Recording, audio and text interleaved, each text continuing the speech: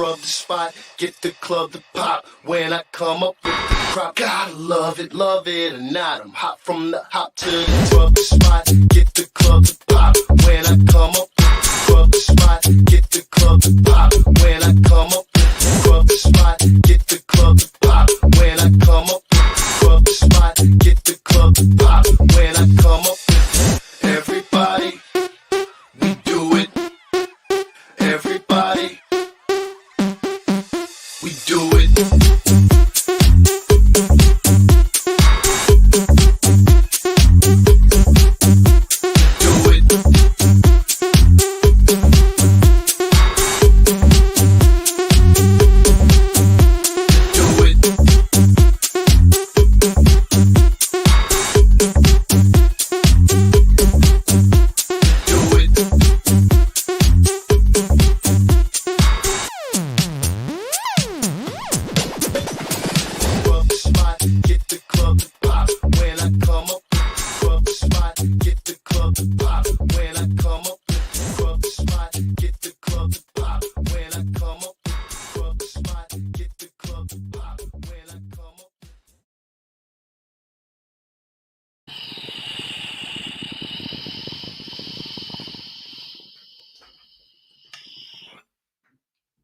You're now tuned into the coolest reptile podcast in the world. I am your boy, MJ. Welcome to Trap Talk with MJ, episode 76. Going strong. What is good, everybody? Hope you guys are having a great day. If this is your first time tapping in with us, please do your boy a favor. Hit the subscribe button, hit the like button, hit the dislike button. Give the guest some sort of reaction, please. It means a lot. And yeah, man, welcome to the channel, man. This is going to be a great episode. Shout out to all the early birds. I see you guys up there in the building. You guys are ready to rock and roll. I'll get to you guys in a minute, man. But before we get started, you guys know what the deal is. Shout out to the sponsor, Cold-Blooded Cafe, for the freshest and bestest delivered to your doorstep. Coldbloodedcafe.com, www.coldbloodedcafe.com. $30 flat rate shipping. Anywhere from the day one pinks to the mammoth rats. And all that professionally packed and delivered to your doorstep. Shout out to Sim Containers, John and Alex over at Sim Containers. Sim Boxes is where it's at, man. I'm telling you right now, really cool stuff going on over there. And make sure you guys give them a chance. I'm telling you, a lot of people use Sim Containers, and they're the shit. I'm telling you, no issues with that. And then shout out to Steven and Ashley over in Texas. Focus Cube Habitats. The future of enclosure is now here, man. You want to talk about durability and easy to move PVC built enclosures? Focus Cube Habitats is where it's at. Check them out on Instagram. They're blowing up. Yeah, I'm telling you right now, I got like fucking 4 enclosures on the way. I just can't wait. The whole room's gonna be decked out. And then also, when it comes to stainless steel racks, man, excuse me, American built, that Freedom Breeder. Shout out to Jesse and the Freedom Breeder crew, man. Thank you so much for sponsoring the trap and supporting the channel and whatnot. And you guys are obviously doing major things. If you have a Freedom Breeder rack, you already know where it's at. You are fucking on that professional level of reptile keeping or rodent breeding. Either way, so good shit. And then shout out to the big dog, Miguel, always over there, always evolving pythons. I appreciate your support, big homie, man. The leader in the industry when it comes to breeding ball pythons and, collaborations and, being a really good example of being a YouTuber, I guess you could say. And all around human being, man. The guy's a fucking good person. If you have a chance to meet Miguel, you know exactly what I'm talking about. But shout out to the homie Miguel. Thanks for supporting the channel. And then you guys already know what the deal is. Shout out to us, US ARC. Make sure we are supporting US ARC any way we can. Let's make sure we help the fight and to keep our animal rights, man. Anything we could do to support US ARC matters. Link in the description below. If you cannot support US ARC financially, no big deal. Just go ahead and do a word of mouth, man. Just go and start spreading it on your stories and to your friends and family members. Let them know that this is important and that we need to fight for this, all right? So shout out to all the early birds. What is up with the early birds right now, man? I know there's a bunch of you guys excited for tonight. I know I am, but I'm gonna say what up to the homie Kevin over at Forest Pythons Bateman. What is going on, my man? I do want to say shout out to all my Patreon members, man. All my Patreon members are always in the house. I'm gonna say what up to them right now. But if you guys are looking and searching for a community and wanting to, man, I want a group of people to fucking talk about snakes with, monitors, all sorts of shit. Go down to the Patreon link in the description below. click on the Patreon link and join the Patreon page, man. I have random people who come on and talk as guests. You never know what I'm going to bring to that page, but more importantly, it's something that we all come together and we share advice and we just kind of just brainstorm on shit. It's something where you never have to feel alone. All right. And it's just fun to come and kick it every Sunday nights, Trap Talk Universities. But shout out to homie Kevin for being a Patreon soldier, and then another Patreon soldier right here. Mindy, what's up, Mindy? Thanks for being here. The homie Benny, another Patreon soldier. Damn, all Patreon members. I wonder if all Patreon members are watching right now. What up, Tucker? Tucker up in the building. I hope you're ready. And the homie Aaron, another Patreon savage. What is good, Aaron? And then Wiz Constrictor, what is happening, homie? I hope your ball python projects are going well this year. I don't know how many clutches you have going on, but I need to catch up with you. I'm going to be talking to you soon, man. V-Spec, what is cracking? Runyon Reptiles, welcome in. Savage Beauty Exotics, what is brackin'? Black Smoke Reptiles, what is cracking? Dylan McNeil, what is going on, Dylan McNeil? I hope you're doing good. The homie Jake, a new Patreon member. I think you're the one that just joined Patreon, right, Jake? Call me. Am I right? I'm not sure, but if it is you, shout out. Thanks for being a part of it. Appreciate it. Patrick Williams, what is good? Deviant Glass, what is cracking? All right, man, we're gonna get going. All right. Appreciate all my early birds. Appreciate you guys so much. But we're gonna get into it because I'm very excited about tonight. This guy that I'm bringing on, I've been following for quite some time, man. I'm telling you right now, since the beginning of all of this, and a lot of people I bring on primarily. Who I've been looking up to and been following are ball python breeders and shit. But this guy right here, man, no, not ball pythons, man, not at all. He's on another level of a bunch of different things. And when it comes to reptile keeping, when it comes to workouts, his wife, like just different levels of a bunch of different shit, man. The guy's an animal and he's here to hang out with us tonight. And I can't wait for the very first time tapping in from North Texas, Seth the Wild Hanbury. What is good, Seth? It's all good, man. How you living, dude? Good. Yeah. I mean, eat 7 times a day. Can't complain. Oh, dude, you're an animal. You've been on that routine for as long as I've been following you, bro. And I mean, I've never met you in person. Just from seeing you over here, you look just as big, if not bigger than your pictures do, man. So, I mean, I definitely want to get into your fucking, just your lifestyle of your fitness life, dude, because it's awesome. But before we get into all that, man, how are you doing? How's your wife doing? How are you guys doing with with the situations with like COVID and whatnot? I always ask my guests that and want to make sure everything's good. Texas is easy. I mean, everything's opened back up already. True. I think we closed down for like 4 months. Right. And of course, Lindsay's a nurse, so she was working the whole time. And she got COVID. Everybody in the house got COVID. I didn't. Or at least I didn't. Somehow I dodged it, or I don't know what. But anyway, yeah. But she just got into vet school. Starts that in August. So hopefully we'll take some trips this summer before she gets really busy with school. But other than that, and she tore her bicep, so training's kind of easy right now for her. It's just trying to take it easy and heal. I'm just trying to bust myself up. So yeah, because I mean, you're right there with surgery. You just had some shit with your elbow or something, correct? Yeah. I don't know if you can see that. Oh yeah, that's still fresh. It's all tender, bro. Oh yeah. What was that from workout? Yeah. Explain that injury. What happened there? It was kind of a overuse injury. I mean, 20 years of powerlifting and strongman. And it kind of been bothering me for a long time. It didn't really lock out. And then I tried a 500 bench one day and it really felt bad. And then a few days later it locked and like literally I woke up and it wouldn't bend. It was just stuck in place. And I guess what happened was a bunch of bone chips broke loose and caught together inside the joint and just locked it up. And so they had to go in there and shave it all down and kind of reconstruct it a little bit. But jeez, man. Well, I'm sure you have plenty of what was that? I said just old man elbow is what I call it. Yeah, on a different level of old man elbow because you're doing the most when it comes to like being hard on your bones, I guess you could say, right? Because I mean, with the kind of lifting and powerlifting you're doing, it's like I've seen like those 300-pound fucking balls. I mean, what is that, bro? What is that thing? You just posted something recently, but it was a big. I don't know what it's made out of. What? Atlas stones. Yes. Wow. Okay. So I mean, obviously because Atlas held the world on his back, and it was a ball. So they call them Atlas stones. But yeah, those Alice. are hard. I like them, but being 5'7.5", they're really hard because I don't have long enough arms to Right. really get around them. But they're fun. Right. They're fun. Yeah.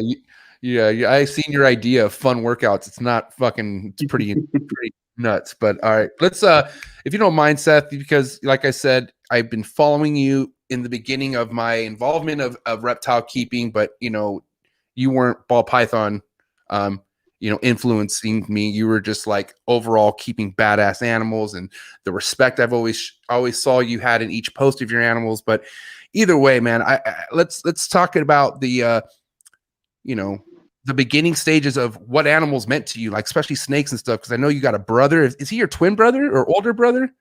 No, we're twins. I mean, he's older by like 20 minutes. Okay. And what's his name again, dude? I follow him, but I forget his first name. Micah. Okay. Okay, sick ass dude too. But anyway, so I'm sure you guys were raised, right? I mean, is it a typical story? Raised in the raised herping as kids, or I mean, how did snakes and animals get into your guys' lives? Mom and dad really didn't do anything. We worked cattle. We did a lot of basically cowboy work growing up. But right, just growing up in Dalhart, it's a little rural community next to what used to be a lake, and so it was basically a canyon, and so there were just animals everywhere. So, we were probably 5 or 6 years old. It started with like bugs, like spiders and, centipedes, and just kind of as we got quicker and more skilled, kind of evolved into pretty much anything we could catch, really. Right. And probably really the venomous stuff didn't start till we were probably about 12. That's still pretty advanced, how you will say. Yeah. So, and our poor mom, we just had every little animal that we could find. The centipede got out, and oh geez, I can only imagine. Poor so when we were like 12, we started finding a bunch of rattlesnakes, and Steve Irwin was on TV, Jeff Corwin, right? And so just like, what do? They just grab them, and there was nobody really into snakes, so. We didn't have any tools, we had sticks and we had our hands, and right. Just that's kind of where it all started. Once we grabbed something that could like technically kill you, nothing else was all that cool, we kept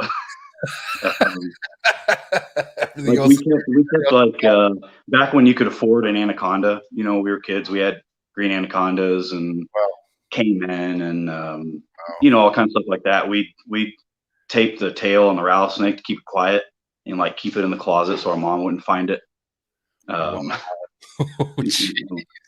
That's I guess that's kind of how. So it really was bugs. I mean, it was just like what we saw around, and just the more we saw, the more it intrigued us, and just kind of never stopped. Really, I guess that curiosity. Right.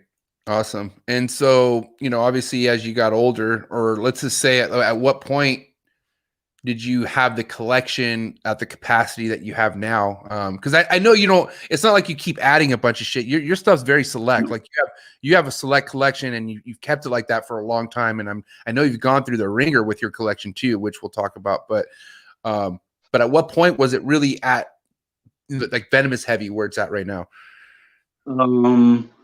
Probably not until we were probably like 22 to 24. When we were 18, we moved away, went to college, and we had this house that we lived in, a trailer house with our sister, and we had a zoo basically in there. We met a real good guy. I don't know if anybody's ever heard of Ryan Blakely. Walter's World of Pets. He at the time, he was the biggest importer exporter of like venomous and exotic animals in the world. Okay. And we just so happened to meet up with a guy who lived next door, and so. I mean, like one of the first times at his house, he opens the drawer and there's like 20 baby king cobras, and he's like, "Hey, time to force feed baby king cobras," Yeah. So he was the first guy to breed bushmasters. So he had probably 10, 15 adult bushmasters. He had babies. This was 2006. Huh. And so we just kind of started picking up stuff from him, but it was pretty slow at first. It was mainly like a ton of random exotics, and then like a gaboon viper, a cobra, 10 rattlesnakes just because we get called to rattlesnake calls, and we just take them all home until we could release them, or if it was cool, we'd keep it. And but really until probably I wasn't probably 26, 27 before I really had like a big collection. And then of course, like you said earlier, I had like Paramixo come in and wipe out pretty much the whole thing, and I started over.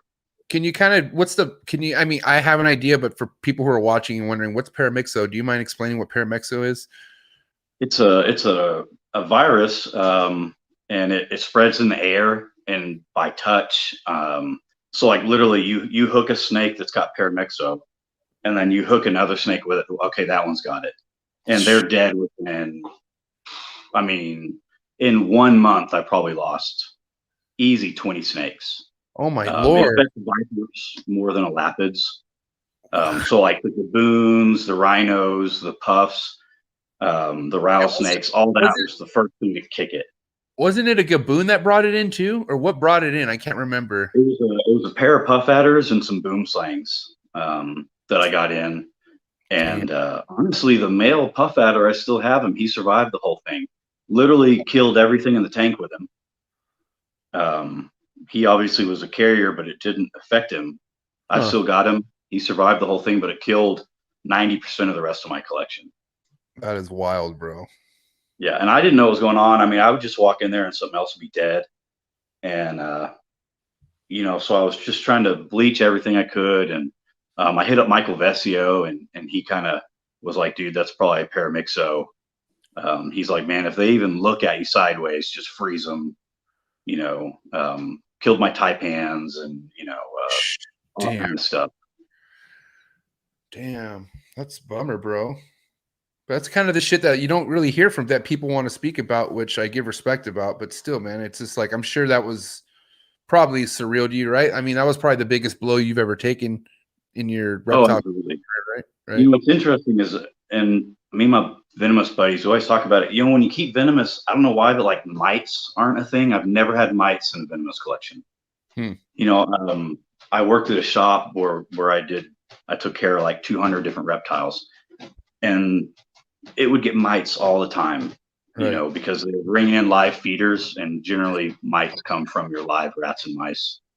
But I've never, knock on wood, I've never had mites in a venomous collection. So it's like, they're just kind of tougher, you're pretty good.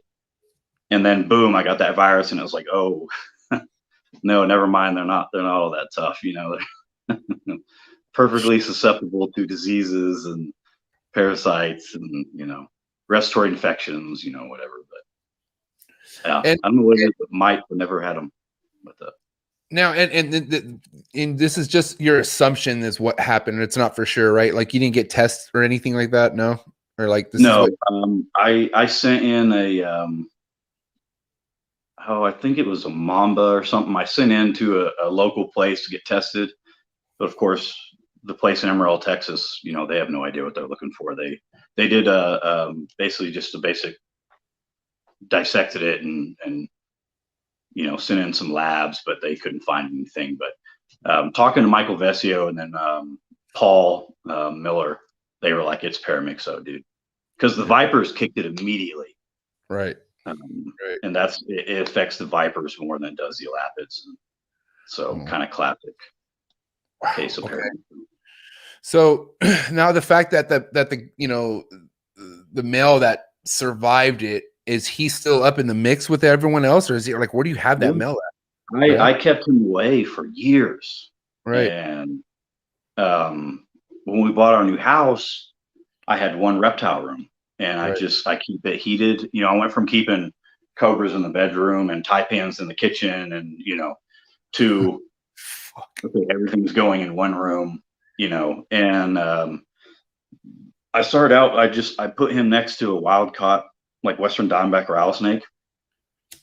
I just put him right next to the cage for like a month or two, and nothing happened. And so eventually I just moved him into the collection like no big deal. And I've never had an issue since. I mean, all the babies I produced last year were from him and the female, and she's fine. And He's been chasing the female around a little bit, so I moved him in with the gaboons and the rhinos to see if maybe he would, of course, the hybridization is, incredibly rare, but just by the off chance something happened, I put him in there. But yeah, I haven't had a problem with him since. But yeah, he literally, there were 3 other animals in the cage with him, and they all died in 10 days. And he just was like, he just kind of brushed it off, I guess. I don't know. Just too mean to die. I don't know. What a dick move. Fucking kills like 20 lives it. Now this is what, 2016 or something like that? When was this that happened? Yeah, I'm not real good with dates. I've had a lot of concussions, but yeah, probably around that, something like that. Yeah. Okay. Yeah. I mean, I remember it happened shortly after I was just started, or shortly before I just started following you, because you mentioned it in a post or something like that. I don't know. You talking about it. Because I do want to say, man, if you guys don't follow Seth, which his link will be in the description below, but a lot of your posts, Seth, are so like thorough, like they're educational, man. Like you go into depth about things, and it's not, it's more than just somebody posting snakes to me. And I love, it's like a solid read every time I see your post, and I love it. So, I've been doing educational programs since I was in high school. We would do educational programs, and to me, it's like, no offense to anybody who keeps snakes. Obviously, I follow like 3,000 people on Instagram. 99% of them are snake keepers, but it's just like ball python, reach it. And 99% of the venomous guys, it's like gaboon, and I just like, I don't get much from looking at a picture of a snake and just saying gaboon. Oh, okay, thanks. So to me, no shit. So to me, I'm like, if I keep these animals, I want them to be, representatives of their wild counterparts, and I want people to be intrigued and interested, because I just have this passion for them, and I feel like the only way that you can really spread that is information. This isn't a monster; it's a snake.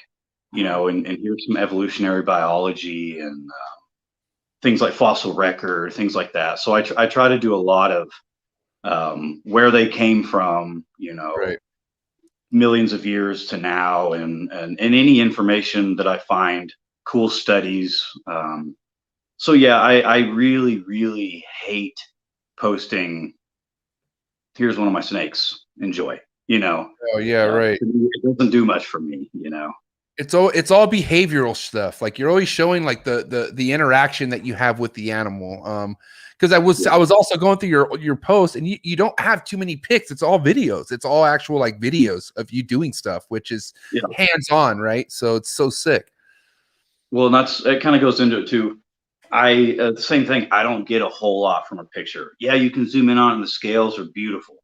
Right. Maybe we could talk about scales a little bit, and how they evolve. But when I walk through my reptile room, no matter what happens, you walk in there, something is going on.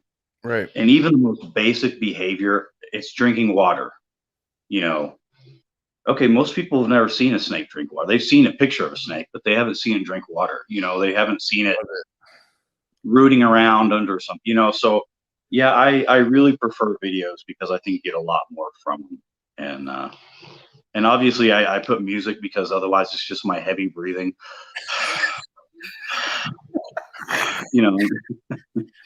Yeah, dude, you're carrying some serious weight, bro. Like, I mean, and we're not talking fat either. We're talking that muscle weighs more than fat, bro. Well, yeah, and I tell people all the time, your body doesn't know the difference between muscle and fat. Right. In fact, muscle is harder on your body than fat. Fat is avascular, so it's much harder on your heart to push through 250 pounds of muscle than it would be fat. So yeah, the heavy breathing. I remember I posted a video one time, and I didn't mute it, and I didn't put any music. Right. And Unconventional Menagerie, you follow those guys? They're out of Europe somewhere. I love those guys. They give me such a hard time. He said something like, the heavy breathing is great. And it was like, wow. I just never again, always. I self-conscious all the time, like like know I breathe heavy in my fucking videos, but I just think I'm like, I'm not the only heavy fucking breather out there. So if people my fucking ass, people just breathe heavy. I just breathe. I just breathe heavy sometimes. I don't know what it is though. But I feel you, dude. My wife asked me, "Are you okay?" I'm like, "I'm fine." She's like, "Well, you're breathing heavy." I'm like, I'm just here. Like, what the fuck? Yeah. I don't even realize. Sometimes I don't even realize I'm breathing heavy. You know what I mean? It's crazy. You and your wife, man, what a fucking awesome team. I will say, I don't want to say I pity the people, but I've had friends. I even see people out there who like try to say, "Oh, why would you ever get married?" and all sorts of shit. And God bless them. They just probably never had the one, you know what I mean? And probably never had the good one. And I can already tell, man, before I even married my wife, I literally looked up to how much you and your wife worked as a team together, man, from the workouts to herping together and all sorts of shit, man. But how far back does that stem from? You and your wife, when did you guys first meet and all that? I'm dying to know. Like 13 years. Wow. Okay, cool. No, for sure. Very lucky. And I think a big part was neither one of us were looking at the time. Right. Lindsay has this really bad habit where she judges men really hard. If they're a day younger than her, they're a child, So, right. and even the ones where, so when she was, high school, she was like, it just felt like it was a bunch of children. She's just got that old soul. Couldn't stand for the guys. But yeah, no, and it started with the animals. Worked with a guy at the time who was dating her sister. They were engaged. And he worked at the museum with us. He was a security guy. And he came over and he played video games with us till like 2 a.m. And his girl would be like, "Oh, where are you?" And he'd be like, "Oh, I'm playing video games with the guys." And she's like, "Oh, whatever." So he finally brought her over. He's like, "Look, here's the guys. Come over." Yeah. And we, it was terrible. We had animals just everywhere, and I mean anything we could catch, possums and, whatever. Yeah. And she's like, y'all have a zoo in here. And she's like, my little sister really likes animals. And she brought Lindsay over. And I had this big Savannah monitor. And he was like a normal Savannah. He was okay. Mm-hmm. But she just like opens the cage and just reaches in and grabs him. Wow. And he like grabbed onto her arm and she's like bleeding. And she's like, "This is so cool." And he's whipping his tail and pooping. You know how they just not a good sight. And she's like, "This is so cool." And it was like, whoa, and at the weightlifting, she didn't even lift weights at the time. Yeah, because I've seen her earlier posts. Because, like I said, I've been following for the last 4 years. So I mean, like, I remember she was a lot more petite. Like, you know what I mean? She wasn't as on the heavy lifting side, And but I saw her traction as you guys were going along too. But yeah, go ahead, talk about it. Yeah, go ahead. Yeah, I mean, and as soon as she started, I told her, because I'd been powerlifting for a long time. I'd been training kind of. I told her, I said, "You're gonna be as good as this as you want to." I mean, she'd never lifted weights before in her life. And then she picks up like a 250-pound deadlift the very first time she ever tried it. Wow. With the second time we did bench, she'd been working out 2 weeks. She could put a plate on each side of the bench press and press it, and it was like, it's just the kind of strength. There's a pooch. What's that? What's his name? Quake. Quake. What's up, Quake? I think he needs to probably be led out to go to the bathroom. Is that okay? Yeah, go ahead. No, go ahead. Do it, please, by all means. Dogs rule in my neck in the woods and stuff. Trust me, you come to my house, this is a fucking dog-owned house. I have to apologize to all my guests. I'm like, yo, just so you know, 2 dogs live in this house, okay? And it's not a fucking dirty house, I don't got fleas and shit. I mean, I'm just saying 2 dogs that live in this house, and they fucking they run it to a certain extent. But anybody who has to let their dog out to the restroom, please, by all means. And that goes to you, Alyssa, Full Throttle Reptiles. When I bring you on for round 2, if your dog starts barking, let him go piss, man, please, because we got things to talk about. Just kidding. Shouts at homegirl Alyssa. She will be coming on for round 2. It's going to be a special round 2. Girl power round 2. But I hope you guys are having a good night so far, man. I'm excited to have our man Seth here for his very first podcast, man. Doesn't seem like it's his first podcast. He's killing it. But yeah, listen, while we're here, what are we at? 40 likes, really? It's not bad. I respect it. But if you guys don't mind, let's get those likes up, okay? Let's get those likes up. I want to get those likes up to 55 likes by the hour mark. If not, then I'm taking this shit to Patreon page. What is good, Seth? Your dog's good? Yeah, I tried to get him to go to the bathroom before this started, but they just sat on the couch, and the pig was up, and he was eating and kind of squealing. And I love the names. Okay, hold on, because you have some sick animals, and we'll get into that. So Quake is the dog. You have 2 dogs, right? We have 3. 3 dogs. So Quake, which is the Mastiff. Yeah, he's a Neapolitan. Neapolitan. Mastiff. And then what's the other dog? We have Azula, and she's an English Mastiff. She's our old lady. Oh, that was me and Lindsay's first dog. Okay. And then we've got Ursa. She's the youngest, and she's a Saint Bernard. Oh God, I love Saint Bernards. Yep. Someday. I mean, I know Saint Bernards are just. I mean, that's a lot of dog, bro. You know what I mean? And obviously, you guys are. You know that. That's up your alley. But man, I hope someday I could get a Saint Bernard. It's a dream dog of mine since I was a kid. Since Beethoven. I lucked out with her. I worked with a dude at the time, and he dated this lady, and her parents started out with 2 Saint Bernards, and they released them on the ranch, just like ranch dogs. Fast forward like 10 years, and it's like 3 generations later, all inbred. Damn. And he's like, hey man, there's all these little puppies running around. The coyotes are eating them. Do you want one? And it's like 2 days before Christmas. And I'm like, hell yeah, I'll take a little fluffy, Saint Bernard. But I put her in a box and took her up to Lindsay's work. And I wrapped the box with like a bow. And her coworker was like, oh my God, it's a snake. It's a snake. For sure.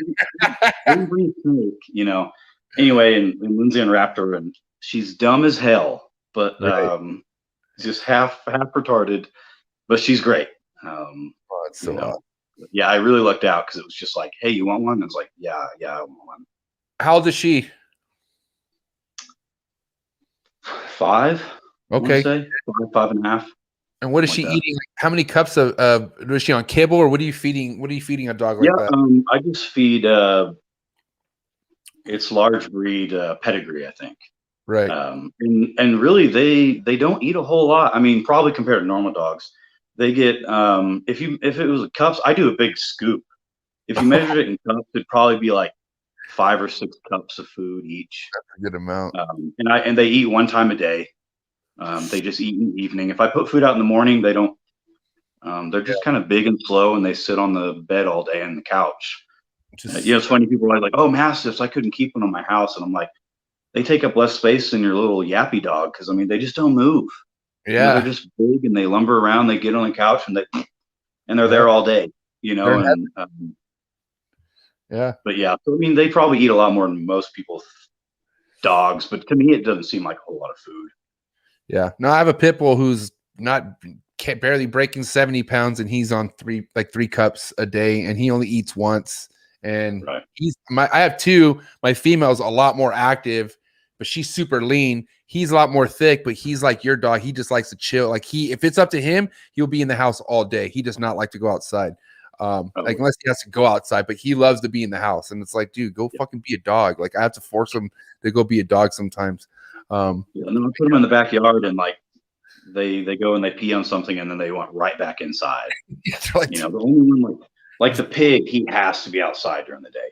Oh, he's restless and he's grumpy, but he has to go out there and dig around and do pig stuff. But the dogs, they want to come back in. The old one, Azula, she does like the sun. We put her out in the morning, right? And she'll be out in the sun. And sometimes I'll walk out there and like she's sprawled out in the sun, and our tortoise is sunning beside her, and then Grim, the pig, is laying right beside them. And so it's kind of funny they all sun in the same spot in the morning. But and then I don't even need to like ask you, but if you could explain how priceless of a feeling is it just to see all them soaking up the sun like that when they're just being lazy together. Like I know when I see all my animals together like that, like whether if it's in the morning or at night or sun going or afternoon or sun going down, I'll just sit back and stare at them for like fucking minutes, bro. Like, and just be like, dude, that's the most beautiful thing. You know what I mean? You have alpacas, pit bulls, and chickens all together. And then you have, you have a mastiff, you got Beethoven, and you have, a pig all,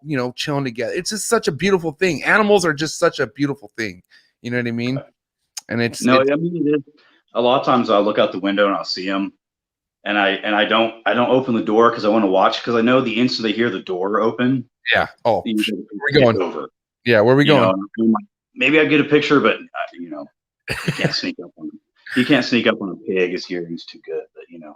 Yeah. But yeah, no, for sure. It's really special to look and see all these different types of animals, and they just like get along like nobody. Even the tortoise.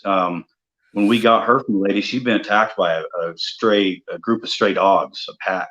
Wow. They almost killed her, and she still. I mean, she didn't. It's not bother her at all to go out there with our dogs Mm. and march around the yard with them all day. You know. But yeah.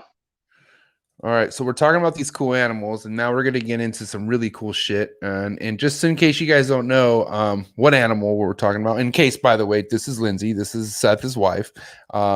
Falconry, man. Like, look at the shit you guys work with. Like, this is when did this? Like, let's talk about this chapter of animal keeping for you, because I'll tell you what, Seth. This was like, I love seeing the training videos you guys do and stuff like that when they go hunting for rabbits. Like, man, I used to wake up looking forward to those videos every damn day, man. But let's talk about the background with this. What's going on? So what happened is Lindsay had just gotten bit by a rattlesnake on the knee. She had a strong woman competition. We were going to nationals. Okay. We trained for months and months and months, and we get a rattlesnake call, and boom, she gets tagged on the kneecap. Terrible, terrible bite. You know, like my bites. You know, I really didn't think they were all that painful. You know, it was kind of annoying, kind of a dull ache. You know, I drove myself to the hospital laughing about it, got some antivenom, whatever. Yeah. Not to downplay getting bit. You know, if you keep venomous snakes, you don't want to get bit. But in my experience, the bites haven't been that bad. And maybe because I'm 250 pounds, but Lindsay was terrible. She was in the hospital for, you know, half a month. She couldn't walk for another month after we got out of the hospital. You know, took a year's worth of physical therapy to get her back to squatting again. You know, so it was this huge setback. And at the time, Micah, my twin brother, his wife was in her first or second year of falconry. She had started falconry. We had some friends in Oklahoma, and they're with the Comanche Nation, and they breed pretty much any type of bird of prey. They've got like 200 different types of bird of prey. You name it, they've got it. And anyway, so they kind of hooked us up, and Jay was a falconer, or at least apprenticing at the time. Like I said, I'm not good with remembering exact things, but anyway, so Lindsay was like, well, I can't train. You know, I don't want to get bit again, but I want to do something else with animals. So Jay had just caught her second bird, and Lindsay was like, hey, do you mind if I come with you and help you train? And so Lindsay and Jay trained that bird kind of together. Jay just kind of showed her how to do it. And just Lindsay got hooked and got a sponsor and started doing falconry herself. So it kind of got a rattlesnake bite and just couldn't do anything else, you know? Wow. Crazy how that landed on your guys' lap like that. Yeah. Just always been kind of lucky, I guess. Well, you know, dude, I think, listen, I mean, I don't want to go religious and shit, but I do think things happen for a reason. I think animals are loved by a higher power for sure. And I feel like sometimes the right people are put into the right place for certain animals. But then again, I don't want to get on to like that, because also, you know, the wrong, you know, animals get put into the wrong people's hands too. So either way, it worked out the way it was supposed to for you guys. And it's just awesome just to see that interaction and just, man, I can't imagine just to see, you know, because I mean, we all know how smart birds are, right? But like, can you explain the process it was like training a bird like that? Like, you know, like the transitions and the levels it took to get from it to actually respect you and shit. It's so wild because you have to start with a wild caught bird. Right. And generally you start with a red-tailed hawk. And you take this red-tailed hawk, you catch it, which is a thing in itself, just trying to catch them. But you catch one, and it has to be a juvenile, what they call a passage. Passage. And And then you have the manning process. So you have to break them, you know, they're wild as hell. And so that whole first couple days, literally you don't leave their side. They're pissed and they're screaming and they don't want anything to do with you.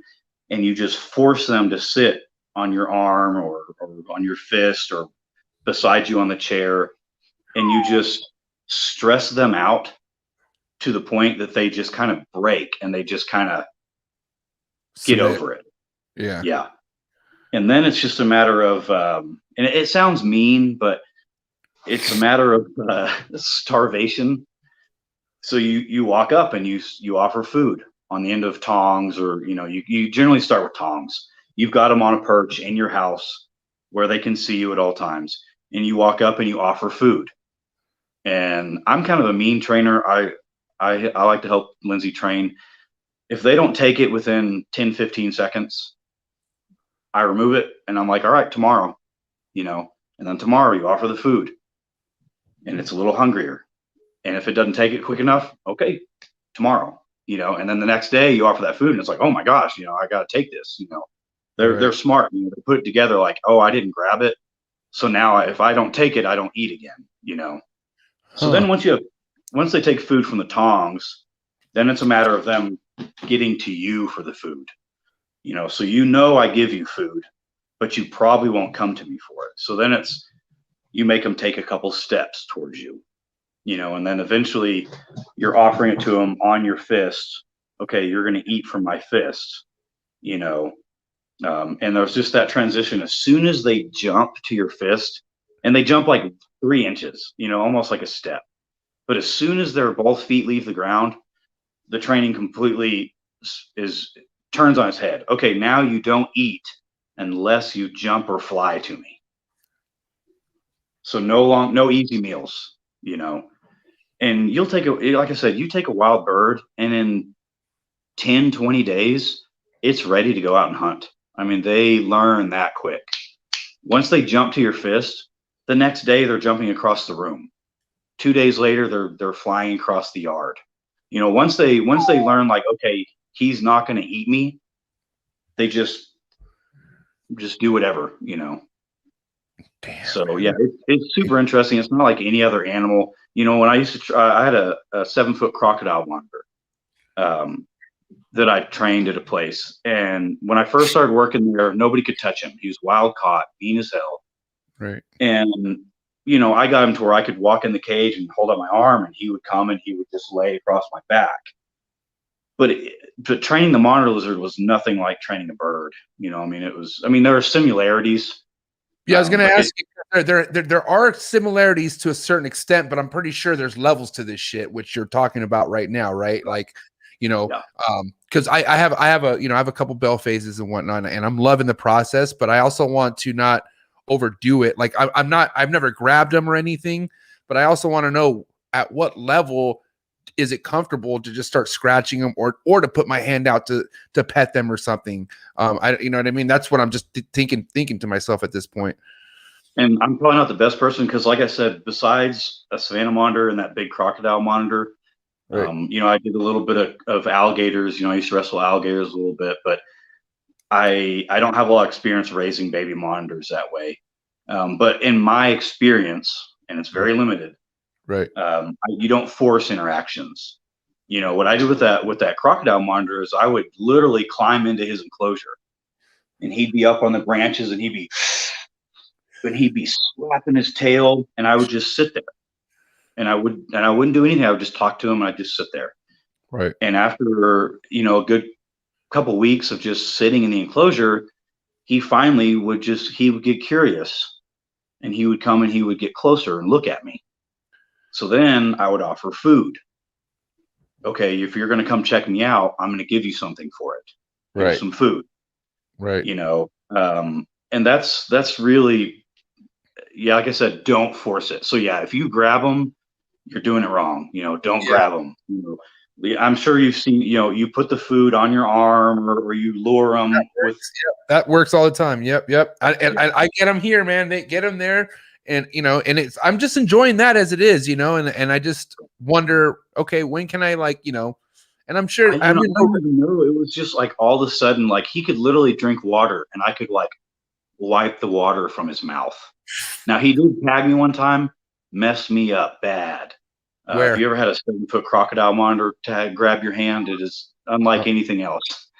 And the venom, you know, it's good now. But like, you know, it got your hand. That's what it got. He took like this, and what happened was I would reach my arm in, and he'd climb up my arm. Right. I was cleaning rat bins, and I didn't even think about it. I was cleaning these rat bins. We had just been on the news together. Wow. He was climbing all of me on the news, and I cleaned those rat bins, and I saw that he pooped, and I literally opened his enclosure, and I was reaching down, grabbing that poop, and something made a noise behind me. I turned, and I saw him kind of coming up, and I just instinctively stuck my hand out, like, okay, yeah. And I was looking behind me, and I just felt this pressure. And I turned, and I knew from like when I used to work with crocodilians, don't pull away. I just gave him my hand instinctively. Oh, you know, and he was just on it. He locked, huh? Oh my God. And he was just kind of chewing, you know, just trying to grit his teeth. And he was hitting a nerve. He hit the nerve in here that shooting all the way up my elbow and up my shoulder. My God. And that venom, their venom that they have is really just to induce. It's to make you pass out and lose consciousness. You lose a lot of blood, and it's to it makes you vagal out. So he had my hand, and it was just bleeding. I was just literally standing in a puddle of my own blood. And I hear this little girl, like 15-year-old girl, and she says, "Hey, do you have hedgehogs?" I said, "Yeah, I got hedgehogs. Come on back here." Yeah. I got all the hedgehogs in the whole world back here. And she walks up, and I'm in a puddle of my own blood. And I said, "There's some hydrogen peroxide on that table." I said, "Can you squirt it into his mouth?" And she was scared to death, and luckily she did. She just squirted him, and he just let me go. Oh my God, damn, bro. So then I had a bucket, and I'm holding my hand over a bucket, and I'm puking into the bucket. I feel like I'm going to pass out, you know, and it's just searing pain up and down. And anyway. God. But literally the next day I came back in with my cast on and took him out, and, you know, just did whatever. Didn't want to break that bond, I guess. Probably the bond was more for me than him. But, you know, I don't know at what point it changed where I could scratch him, and, you know, it seemed as if he almost enjoyed my attention. But it does happen eventually. That is gnarly. What was the aftermath of that bite? I couldn't use two of my fingers, my pinky and ring finger. I couldn't use them for probably 6 months. Jeez. And the whole hand was numb for years. I mean, it's been probably 7-8 years, and still, like, and because I'm vain, when I shave my hand, my arms and my hand, it's the weirdest feeling. These fingers are still kind of numb. So when I shave them, it's like this pins and needles sensation. It's weird. I know that feeling. 7-8 years later, you know. I hate that feeling. Ugh. But I was really honestly lucky. I've seen some terrible bites. I think the fact that I just gave him my hand, you know, it's like a big retic. You know, I had an 18-foot retic that would just about bite me every time I entered its enclosure. Yeah. And I would just sit there and take it, you know, and most of the time it was fine. You know, you just bleed, you know. Yeah. Big snakes like that. I had a tooth one time in my arm for months, and I finally squeezed it out one day at the gym. But in between sets, you're all sitting there, just I could see you doing that in between sets, just like. Yeah. Well, it was like this lump for forever, and I knew there was a tooth in there, but it just grown over, and then all of a sudden I just squeezed it, and it just squeezed like this tooth like this big, and squeezed all the way out. Yeah, man, but, that rule of not pulling away is so vital, man, and it's a hard thing to do because it's scary. That right moment, you're just like, boom. No, human nature is. Yeah, you know, dude, everything you have is just, you know, and of course with venomous snakes is the opposite.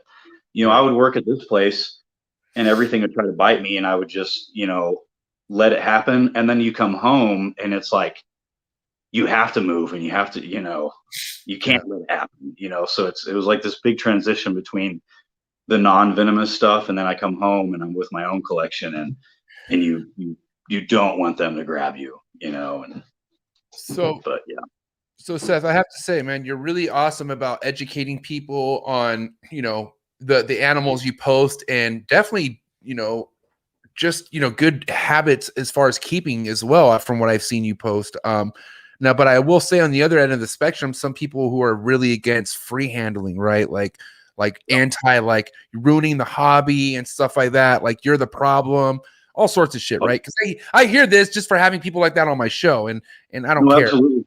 Yeah, I don't care. Like I said. So, but that being said, where are you at with that? And I mean, because like I said, you are here to help people. Like I've seen it in your posts all the damn time. So, where are you at with that?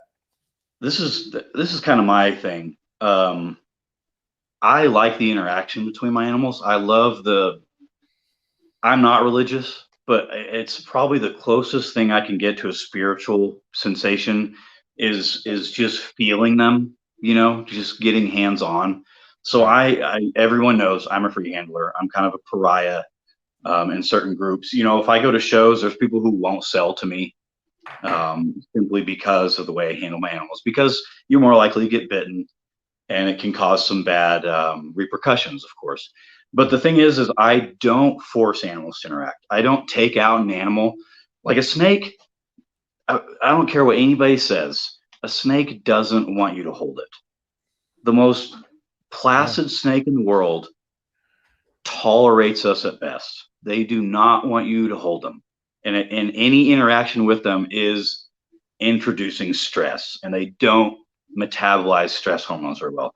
So my deal is, like, when I move them, I try to be, and because they're venomous, I try to make interactions as short as possible. Okay, to the watering bin, to the cleaning bin, whatever, and then back. But in that short amount of time, if they are susceptible, if they don't just turn around and immediately try and grab me, I do try to use my hands. I'll put the hook down and try and move them.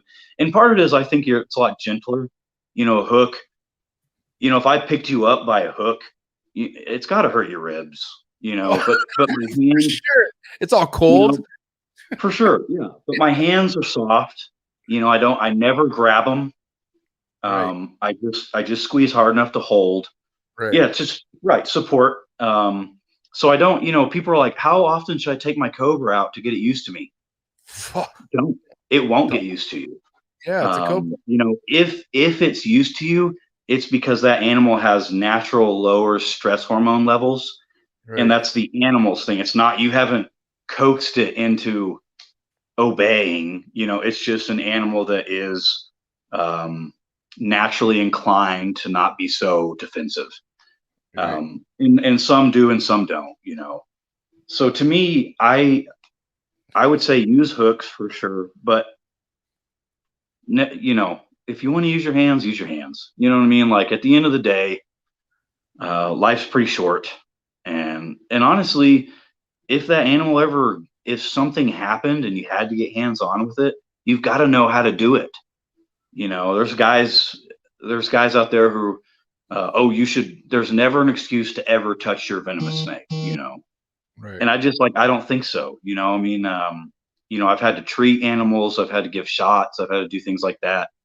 And some things you just have to get hands on with. And I feel like if you don't know how to get hands on with them and handle them, it's a detriment to the snake. It can affect its health, because if you just hook it around and you've never had to grab it by the head and secure it safely, it may have a problem and you just let it slip because you're afraid to grab it, but absolutely free handling. I'm a free handler, but I never take them out to free handle them. Hey, let's come get some pictures of my snake. Ooh, yeah, look at me. Somebody get a video. I organically, as it happens, I do handle them, but I never do it just to handle them. I was going to say, I'm sure that probably, I don't know if it upsets you, but it's probably like, well, that's bullshit that here I am, your belief of why you hold your snakes. But then there's the other side where people just start a YouTube channel and they're like, fuck, what am I going to do? Or not even YouTube, Instagram, whatever. I've seen some shit on Instagram, bro. Like, I've seen a motherfucker I've seen a guy who had 10,000 plus followers on Instagram for making out with this rattlesnake. And then they banned him. So he started it all over again. And now he's going even harder with like rubbing it on his face. It's like, dude, what the fuck is going on? So I'm like, how does that? When I was younger, I pull out a Cobra to do whatever, and it's on the ground, and you kiss it on the head. Oh, ooh, look! It takes the most minimal amount of skill possible. People probably think it looks cool, but it is the most minimal, basic. If you have the balls to do it, it's easy. But now, so like I said, I've done that stuff before, but in my old age, right, I realized that the snakes, it's just extra stress, But exactly, people think that you get in the venomous world. There's like they romanticize the venomous snakes. You keep venomous snakes, and all of a sudden you're like this tough guy. And are those cats? Cats. We have 5 cats, so. Damn, it's zoo, the Hanbury Zoo, bro. That is so sick. Yeah. But I think people romanticize it, and they think that like you're gonna keep venomous snakes, also you're gonna be famous. So every other person on YouTube that keeps snakes has a Cobra. Oh, look at me! I got to start a YouTube channel because I have a Cobra now. And so people are like, dude, start a YouTube channel, and I just like, there's too much of it. It's like, it's just like drooling to me to like watch people, and I've got friends with YouTube channels. No offense to them, but I generally won't watch their videos because I see it every day, so I don't really need to see somebody else doing it. And 2, a lot of it is like, oh, I need some more followers. I'm going to pull out my snakes and show off. And I just, it just kind of irks me a little bit. I don't say it, but I'm just like, it's just not my style. What do you say to somebody who says, well, you only have your social media for attention, like you only do your handling because you just want attention, like even though I've been following you for a while, that's not it. But other people from the outside looking in who assume that and tell you that, what do you have to say to that? I just wouldn't even waste my time. The problem is if somebody doesn't like you, I don't even waste an iota of my time trying to convince them otherwise. I don't have enough time to convince people. So they either understand it or they don't. I used to try and argue with people, but as I got more followers, and not that I have a huge following, but like, 28,000 is a drop in the barrel. There are girls who show a picture of their butt who have 1 million followers, so 28,000 is like nothing. But the bigger the following gets, the more I find it pertinent to use it to educate more than to garner attention. And for sure, it gets a lot more attention. If there's a video of me and my snake, it gets twice as many views as just the snake by itself. Right. And then it's always funny to me. People get really pissed off because I have my shirt off. And I'm like, they're like, oh, this guy's he's just trying to show off his, I'm trying to show off my umbilical hernia. Everybody loves to see that, but I'm like, I'm in my own home and my reptile room is like 78 degrees. Yeah. Can I not be comfortable in my own home without trying to show off? And, like I've got a wife, I'm not trying to drown in pussy, but people they get really offensive for some reason. When I have my shirt off, it's hilarious. I take my shirt off and like World of Snakes will repost it. 90% of the comments, oh, this dickhead, he's got his shirt off for the girls or whatever. And I'm like, first of all, most of my followers are gay. Gay men love this. Girls, and like besides like a specific kind of girl, most girls are kind of scared of you when you look like this. You don't go to the gym and the girls are like, oh, every guy's like, oh, what kind of protein you take? Oh, how many times a day? The guys love you. I will say, shout to my wife. She's in the comments, but I should show I still do. I show my wife like your squatting videos, and I also show her like your poses in the pics because it's impressive, bro. Like I worked in the gym industry for 4+ years, and it's impressive when somebody can fucking do that. Like it's dedication. It's not easy. It's not easy. I don't give a fuck what anybody says. It's not easy. So I always admired that. And, I always wanted to get big, but then I always get there and I'm just not about it. I try, but I'm not about it. Let's just say that. But I would show my wife. It's more miserable than people realize. Yeah, I'll tell my wife, babe, I'm gonna get like this, and I'll show a picture of you. She'd be like, "Please don't get like that." Like it's scared. She's like, you'd be terrifying. I would be so scared of you if you're like that. And I'm like, all right, but respect to that because you're a monster. That's how most girls are. You know, you go to the gym and they're scared of you. You know, they don't like it. I'm like, look at a soccer player. He doesn't weigh 250 pounds.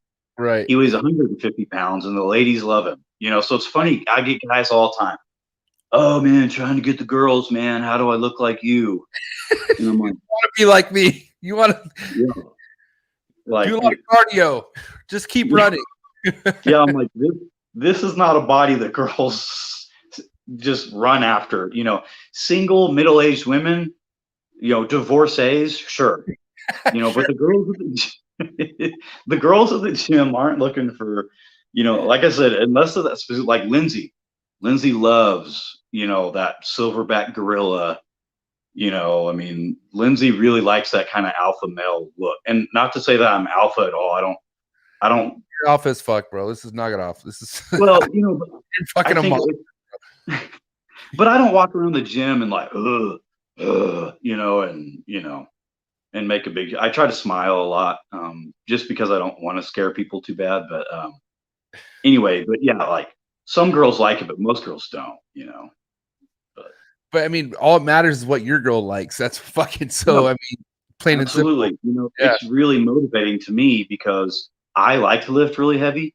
Right. Even though I don't compete anymore, it's the only way I enjoy it. And like, if you don't enjoy it, you're just not going to stick to it, you know. And I've tried going to the gym and just doing reps and curls and, you know, like, it's not for me. You know, I like to put weight on the bar. Yeah, and dude, I remember you say you're like, you don't even do curls. You say you say you don't even do curls anymore. You're like, I don't even remember the last time I've done curls. I do now. Okay. So I didn't do arms for like 8-9 years because I just don't like doing arms. And in my arms, not that I have giant arms, but like I don't need to work them out to maintain them. Right. But after the elbow surgery, the doctor was like, hey man, it would be a lot better for your elbow if you worked that out. So ever since my elbow surgery, I do arms once a week. I add it in with my chest day. At the end of chest day, I do a little bit of arms. But yeah, for a long time there, I didn't do arms because I just hate it. There's like no cool lifts, you know. And honestly, this elbow just feels like raw meat all the time. Yeah, so it hurts to do arms, but I do arm workouts now, but just very sparingly. I do like 2 things. I played baseball pretty heavily growing up, and I had a really bad rotator cuff injury. But when I started getting in the gym industry, I started working out pretty good, but I always had fucking issues with doing shoulders, like to this day. But what helped me with my shoulders was getting my bench up. As soon as my bench started getting up, then my shoulders got stronger. But like, dude, this those aching pains, you know, like I'm going to be 36 this year. So, you know, I started really working out, and even though I haven't worked out in a while, but I started hitting the gym and doing the gym industry like in like 30s, so that your body just like, you just got to listen to it. You know what I mean? Like, cause there's so many things that you could either just not listen to and fuck up. Right. I'm sure you've dealt with that plenty of times working out. Yeah. You know, everybody always comments that I don't wear a belt on my squats. And it kind of started out, I herniated L5 in my back. Right. And it healed on its own. Most of them do if you give them time. And then it happened again. I re-herniated a few years later. And what I just was like, you know, I need to quit babying my back. So I thought, like, I think it's because I'm babying. I need to quit wearing my belt and let everything else around it get strengthened. You know, like, and it's the same thing with like your shoulder. Probably the larger the muscles around it became, the more the joint was secure, you know. Right. I have really bad knees, and the doctor was like, you know, the stronger you can get the muscles around your knees, the better. So I just was like, I'm going to do that with my back. So I just threw my belt out and quit wearing a belt. And honestly, I squat more than I ever have, you know, raw with no belt. And I don't have, you know, I tweak my back every now and then, but I haven't injured it quite some time. Squatting was my favorite before I fucking fucked up my ACL and all that. Squatting was my favorite thing to do, man. And like I I swear to God, I remember I was repping 3 plates one time and I was like, yeah. And then I see fucking Lindsay and she's like repping 4 plates. And I'm like, I already know. I was like, bro, that's hard to do. Why are these motherfuckers making it? They're making it so easy. They look like, especially you, bro. Like I've seen plates like to the brim, like you've maxed out on 45s, bro. But your squats are so smooth. You go down so low. And I'm like, dude, I don't know how you make this shit look like Photoshop, bro. Like I'm not joking. And it's like, wow, it's pure strength. Like I'm telling you. I'm glad you think that because my depth is terrible. You I used to squat really low. You're level, you're parallel, bro. Like, come on, I look at your knees, dog. Like, come on, I see that. But when I competed, I had to break that parallel. So now that I could just go parallel, I think I have terrible squats. But I'm like, I don't need to break it anymore. But I'm just lazy, I guess. But no, squats I was always good at squats. That was the one thing that I was always good at, Right. And I wasn't a good bench presser until much later in life. The 2 back injuries where I couldn't train anything else but chest, that's kind of when my bench press took off. Right. But I was always good at squats, so it's just the genetic for me. Not that I'm the greatest squatter. There are plenty of guys my size who squat more. But compared to average Joe, I'm a good squatter. And that's the one thing, like all my workouts, I don't think about during the day. I'm a carpenter. I work a physical job. So I'm just picking stuff up all day, Right. and I'm never thinking about my workout. But Right. squat leg day, I think about squats from the moment I wake up till the moment I go to the gym. I'm like squats. It's like the one thing I just like. I love it. You obsess And they're over terrible, and they make you limp, and my knees are just destroyed. But I love squats. I don't know what it is. I could tell you that it's a love-hate feeling, but more love when your legs are like noodles and you can't even move them, and they're just like, and they're on the couch and they're just like, oh, they're like dead. And you could barely walk the next day. Like it reminded me of Pop Warner, like football when I used to play football as a kid and like hell weeks and shit like that. Oh my God, I remember just not walking. Yeah. And it just feels good. Like I'm not gonna do this. I do miss the gym, man. I have injuries I'm trying to overcome right now as we speak, so I haven't been in the gym. My wife's a personal trainer; she goes hard, but man, that gym, that fitness stuff is just so therapeutic, man. It helps you break through walls. It helps you get through any mental shit. I do miss it, man, and I do recommend anyone who hasn't worked out or gone to the gym and just is worried about this, and that. No, fuck that. Go to the gym, man. Try it out. I highly recommend it.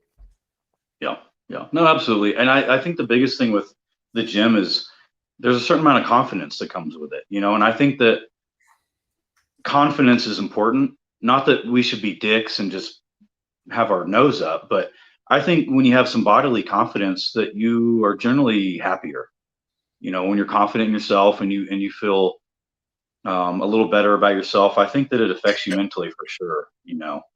I'm not a real high stress person, but like Lindsay, I know that's a big stress relief for her is the gym. Me, I don't really get stressed at all. Like nothing stresses me out. I don't know.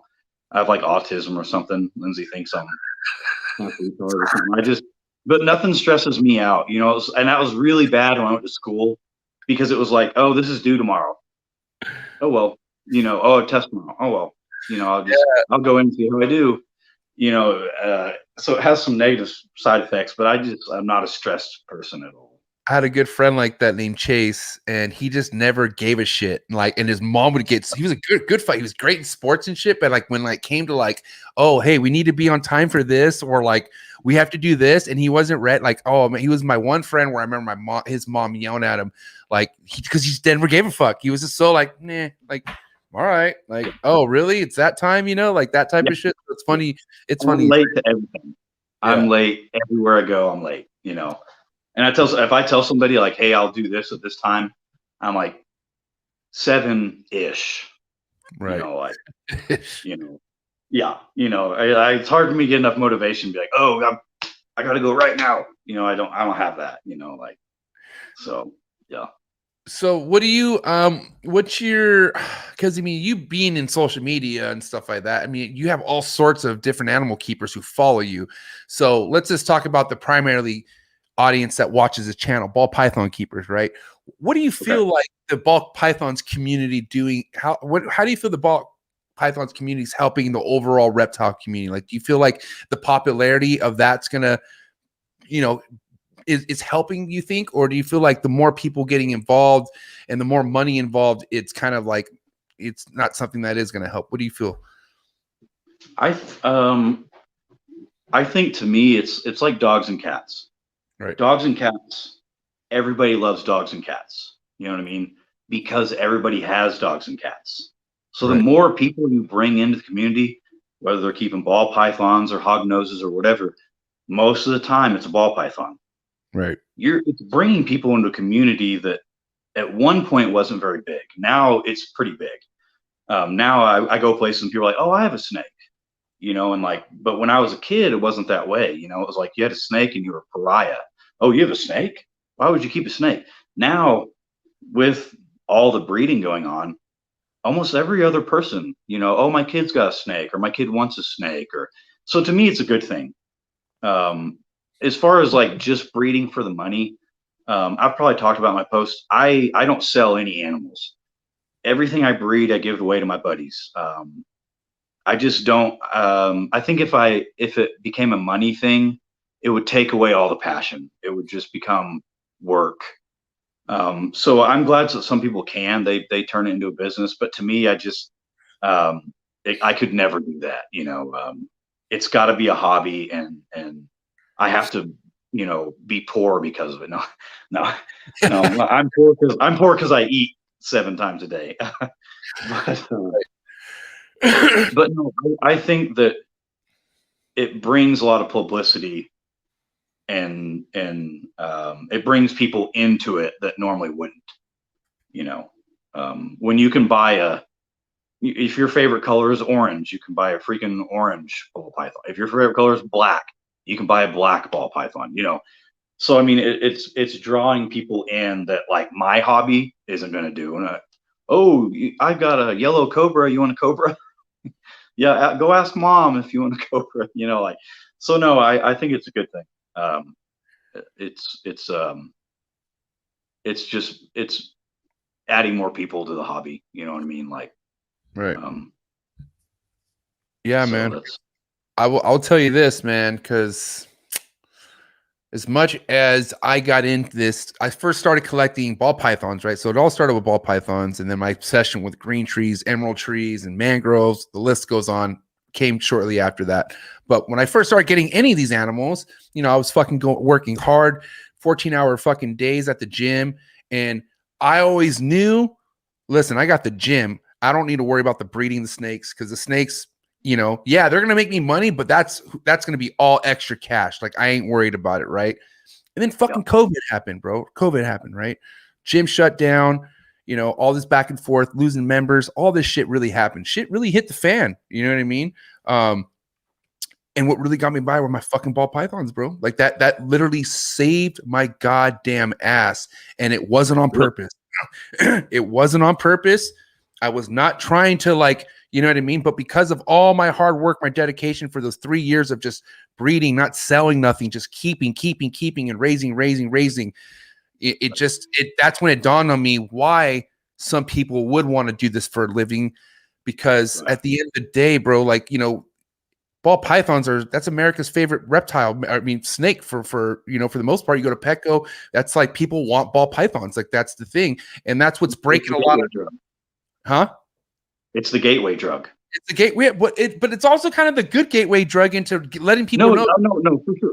Yeah, but that's how I refer to it. You know, because it's like you started with ball python, and now you're keeping lace monitors. And I when I see your lace monitors, I'm like, oh, you know, like, that's so cool. You know, like, but you started out with just a ball python, and I think it's the gateway drug, man. It leads to other things, and then you're keeping tarantulas, and I don't know, it pulls people in like that. But no, that's really cool. I didn't think about that. Speckled that I used to send you pictures of. Remember, I used to have that speckled rattlesnake that I used to send you. Yeah, and I'm like, look, man, look at me. And I was like, oh man, I ended up getting rid of it because of that. My You're wife, all secret about it. huh? I live in California. You're all secret about it. I live in. Yeah. Dude, oh my God. Yeah, no, it's just good times, man. I remember I never showed any of my handling things except for to you, your brother, and Miguel Garcia. Those are the only guys I could share it with, because I was scared to share it with anybody else, man. But like I'm saying, man, I do feel like that's what's really, I feel like that's what's gonna save the fucking hobby, the ball python community. I really do, man. And it's just my call out. It's just something I'm predicting. But I feel like that's what's getting people to just fucking put down their pitchforks on why they hate reptiles or why they hate snakes and all sorts of shit. Because I could tell you right how many times people are now hitting me up. Like I have friends who a few years back just didn't want to come around my house. They're like, dude, sorry, man, I'm fucking scared shitless. But now their kids are getting older, and now their kids are obsessed with animals. And now what? Hey, man, do you mind if I bring, my daughter over? Come on over, bro. Like, no, go ahead. I like, that's what I live for, like conquering those fears. You know what I mean? But if I just had a room full of fucking venomous, and if I had a room full of scrub pythons, I'm pretty sure I wouldn't be able to accomplish that as much. Does that make sense? No, you're absolutely right. I get friends who want to come check things out, or their kids or whatever, but it's different. It's not at all. If anything, they leave and their mom's like, "You're never getting a Cobra. That was so scary." No, you're absolutely right. And it used to be Burmese. When I was in high school, Burmese were huge. Bob Clark spent $86,000 on albino Burmese. That was, I think it was not even viable. It never even produced for him. It was the most expensive snake ever sold at the time. Remember, it was all over Reptiles magazine. Now I look at Bob Clark and what's he selling? He's selling ball pythons. Right. You know what I mean? They're not scary. They're maintainable. And they just get people's attention, and they show them like, hey, this is a freaking snake. It's not a monster. And is Bob Clark a good friend of yours, or do you just know of Bob Clark? Okay. No, cool. When I was a kid, everything was Bob Clark. And so like now that I'm old, I don't know very many people. But Bob Clark's one of those names that just kind of stuck with me. Bob Clark was definitely that name that stuck with me in the beginning of everything. So did a couple other names. But as you progress into this industry and as you meet people, like you hear stories, like you hear fucked up, like the people you looked up to, like they end up becoming the ones you don't want to really associate with, and it's fucked up. And you've been in this hobby enough to kind of see that, but like, what do you like? I mean, people are getting exposed now really easily because of social media. Like motherfuckers just getting put out there, right? And I feel like it's good. It should be getting exposed, right? But I feel like there's transparency. Huh? There has to be transparency. I think. Yes. So I just want to know where you're at with that, like with these, because there's people who aren't doing what they should be doing, and they're under the limelight. They've got all this light, but they're not leading by example. But yeah, there's a couple. Go ahead. I'm sorry. There's a couple of guys I follow on Instagram, and I wouldn't name them. Right. Yeah. But of course I see the videos, and I'm just like, what are you doing? And everything's screaming and fast, and they're trying to get the snakes to bite them. And I'm like, I remember my first snake bite. Yeah, I was like 6 years old. It was really cool. Yeah.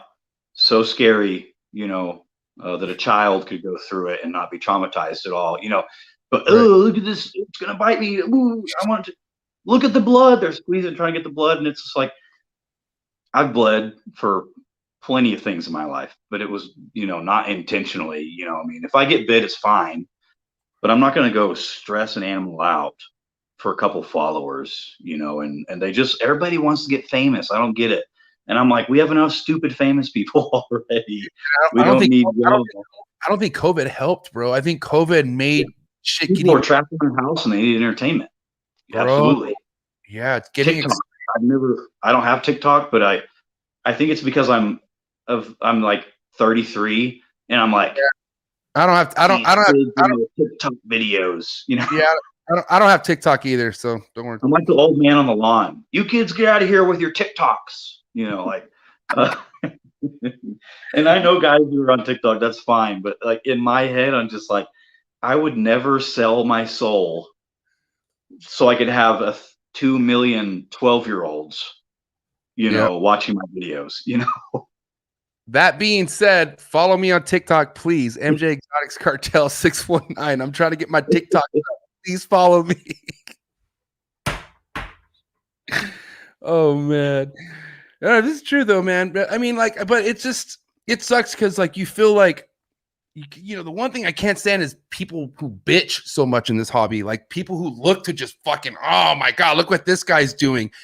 And then it sucks when they have a point, like, when they actually have a point. But I feel like whenever the point's brought up, it's not brought up the right way. It's not presented the way it should be presented. It's coming from someone else who's also doing the shit too. And it's like, what is going on here? You know what I mean? Like that person pointing the finger, that person is on their page is doing the exact same shit that person's doing. So it's like, what, you know what I mean? It's kind of backstabbing, weird kind of shit going on. You know what I mean? There's one of the things, if you ever watch my page, you notice I don't really go over the enclosures much. Right. You might see the inside of an enclosure passing by. Right. But there's so much dick measuring over how big enclosure that I just don't want to get into it, because to me, it's not that hard to keep a snake. You know what I mean? Like, and even breeding wise, people ask like, how did you breed this cobra? How do you breed that? Man, I don't do anything. The lights turn on the same time every day. The heat stays the same year round. I just introduce them and they just do it on their own. I literally do nothing special, and the snakes just do it on their own, or they don't. But people just, it's the enclosure, and I just don't want to get into it because, like Michael Vesio breeds the most rare snakes on the planet on paper towels in a 10-gallon aquarium. Not to say that that's the best thing for a snake, but I'm like, it works. They don't need a whole lot to thrive, And how do you gauge their happiness? Oh, I have 6 inches of isopods and, okay. Cool. Yeah. It's a good, okay. Here's another good point to back that up real quick, because I'm into Timor pythons. Timor pythons is one of my favorite things I've collected over the years, and I have a project and whatnot, but I follow a Timor group page who literally all like bioactive. Yeah. Give them the enclosure they need, 4x2 or nothing smaller than 4x2s. And like, I post pictures of mine and I keep majority of mine in tubs, and, also, which they're like, oh, that's fucked up. You keep it in a milky type thing. And I'm just like, okay, whatever. Right. So I let that be. And then next thing you know, I bring somebody on the podcast, and prior to that, just so you know, they're bitching in the group saying how nobody could get Timors to breed. Nobody could get these to breed. It's the code that nobody could break. Nobody could break the code, right? And it's like, what the fuck is going on here? So I bring on Mike Lehman. So Mike Lehman from Gourmet Rodent, he comes on. Motherfucker's producing 13 Timor clutches a year, bro, out of fucking out of a rack system. In a tub. Yeah. In tubs, bro. Out of a rack. The thing about a tub in my mind is it is a clean, low stress environment with ample food and water. That is all any animal needs to thrive. And a snake, they like birds. They do tests on birds. The most stressful time for a bird is when they're nesting, because they're out in the open and they have to be on the nest. If birds didn't have to nest, they just wouldn't. In a snake, when the only time they leave their hide or their home is to look for food, and they're putting themselves at great risk to do it. They would rather just sit in a dark spot and not have to do that. So if the food comes to them and they can sit in a dark hole all day, they're probably happier, So that's my deal with a tub, is that it is a low stress environment that is clean and there's ample food and water. I just, exactly. It's hard to hate on a tub, but when I get a snake in, if it's not eating, if it's not doing something right, I stick it on a tub on paper towels, and it will cure it 90% of the time. It'll cure whatever is ailing it, Yeah. Yep. So, and people have this assumption that like, oh, like snakes need space, like they need a bask, and like, I mean, it's like kind of UBV like. Yeah, they could use it, but they don't need it. It's not like a life or death fucking, you know, a necessity. You know what I mean? Like not even close. But it's like, I don't know. People don't know because half the people don't keep it. They don't understand it. You know what I mean? So, you know, My thing is, I used to show people like, okay, I'll put them in a tub. You know, put a 8-foot forest cobra in a tub, and then stick an 8-foot forest cobra in a tub with a smaller tub inside of it. 90% of the time, when you open that tub out, he's going to be in the smaller tub inside of the tub. Right. Yeah. Oh, but they need to stretch out, and they like to wander, and they need 6 miles of home territory. And you know, I was off subject, but people will whine every once in a while to me that like these need to stay in the wild, which I agree. If animals could stay in the wild, that'd be great. But put them back in the wild where they belong. And I'm like, do you realize most of the animals that I keep or zoos keep or any of the people that you don't like keeping, those animals don't have it too great in the wild. There's not a lot of great habitat out there. You know, put the orangutans back in the wild where they belong. There's no more, you know, there's that video of that orangutan attacking the tractor when they're tearing down its forest and the guy shoots it with a bow and arrow. That is so sad, bro. You know, I mean, yes, would it be in a perfect world? Do they belong in the wild? Absolutely. But there are fewer and fewer wild places. And when you have them in captivity, you know, you have an animal and you say, hey, look, this animal is in the wild somewhere. And maybe if they ever see it there, they'll respect it a little bit more because they saw it with you, you know. Right. Yeah, very true, dude. Now the forest cobra, that has to be probably my favorite snake that you keep. That thing is just fucking intense, intimidating, but you work with it, man. And I just got to ask, like, what's your level of anxiety each time you're handling a snake like that? Even to this day, since you've been, you've had it for a few years now, right? Like how long you've had that snake? I've had him. I got him right after everything else. I had a forest cobra before him, and the paramixo killed it. Right. And then I had a buddy who hit me up, and he said, "Oh, I've got this nasty forest." They were doing like venom farm stuff or whatever, and you know, when those animals get too big and nasty, it's not worth the time for them to mess with them. So venom farms and stuff like that, they get those animals that are just too much work. You know, they need something they can grab and milk and put back and grab and milk. Hey man, I've got this nasty forest cobra. Do you want it? Seems right up your alley. Hell yeah, I'll take it. You know. Yes. Because I kind of like the mean ones. But yeah, you know, my level of anxiety it's not where it should be. You know, I would definitely, if people will say, "Oh, this guy's getting complacent," I would agree. Yeah, I'm definitely complacent now. I am much safer now than like when I watched my brother get bit by that cobra. Dude, that was crazy, bro. People probably don't notice, but like I will say that on a personal level, if I'm being honest, I'm much more careful with my animals ever since watching that happen. How scary, bro. I didn't like that. And it was one of my animals that bit him, you know, and it was just this fluke thing. And I learned from it. I kept it on the very bottom of the cages where unless you knelt down, you couldn't see where the snake was unless he was pressed up against the glass. Right. And it was just, you know, and to me it was like no big deal. And then when he was closing that enclosure, you couldn't see where the snake was. And then boom, you know, it happened that quick. So you know, I learned from it. But you know, as relaxed as I am, I'm safer now than I used to be. Right. But definitely my anxiety isn't near what you probably would assume it was. When I take out the Calibre, I'm more excited, which in the videos you don't see it on my face. Yeah, you're I'm in that kind of gut game mode, you know. But okay. I'm generally more excited. I wait till the end. That way I'm kind of limbered up, if that makes sense. You know, right. Because it takes my body. I've destroyed it enough that it takes a while for it to get warmed up. And so if I do my whole reptile room, by the time I get to him, I'm pretty limber, right? Limber, and I'm ready to move if I have to. You know, it's kind of like my big hurrah at the end of every night when I clean or whatever.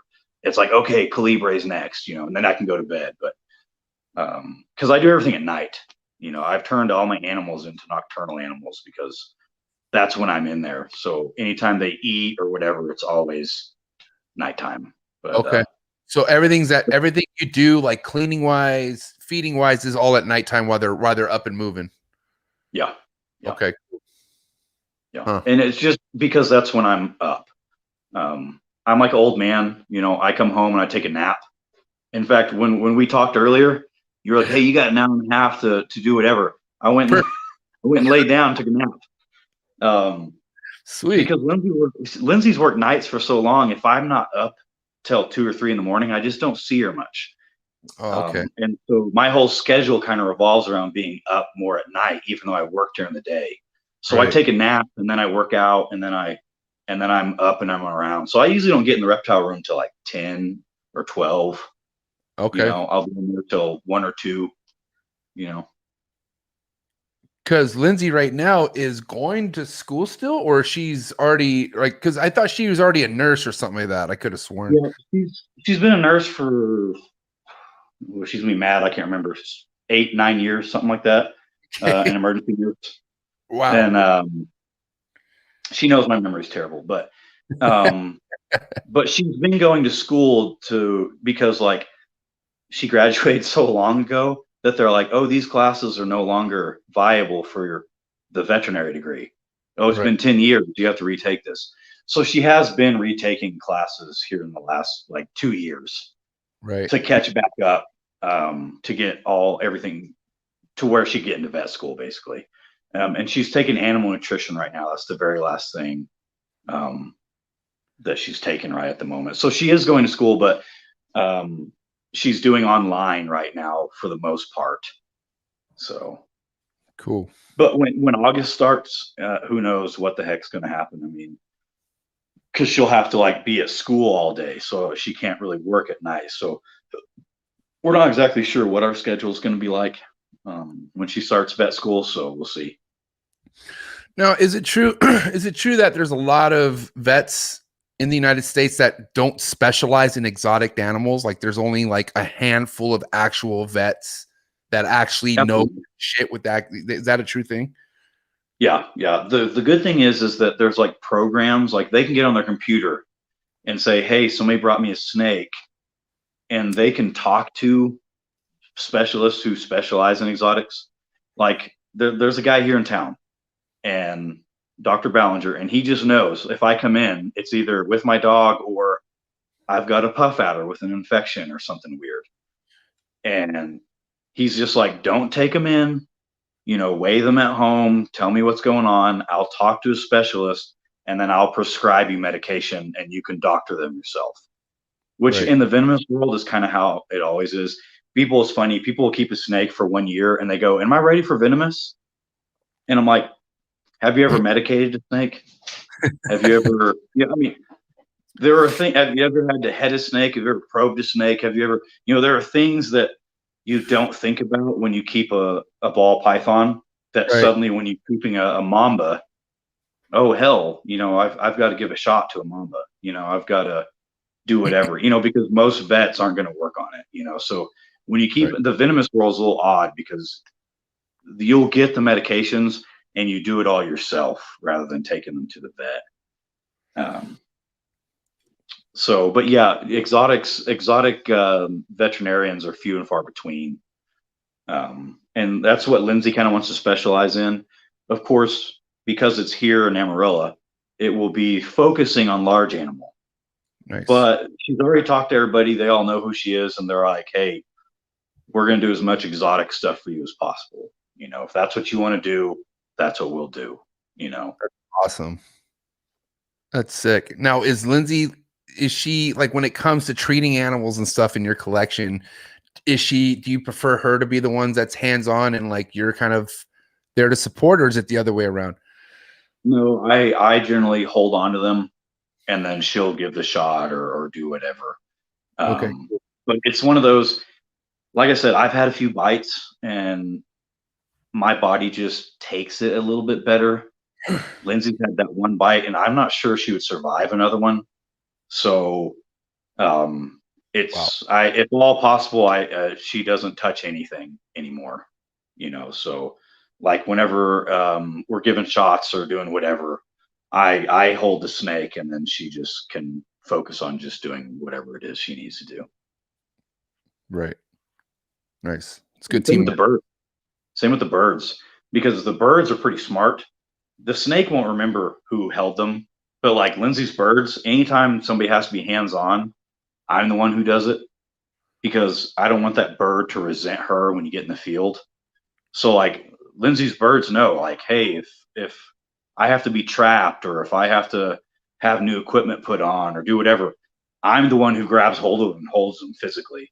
Right. And it's just so that they keep a different kind of relationship with Lindsay, Right. because they're pretty intuitive with that kind of stuff. Right. No, yeah. I've heard multiple stories about birds selecting a specific relationship with one person and respecting that one person, and everyone else is fucking go fuck yourself. You know what I mean? Yeah. Oh, absolutely. Yeah. They definitely pick favorites for sure.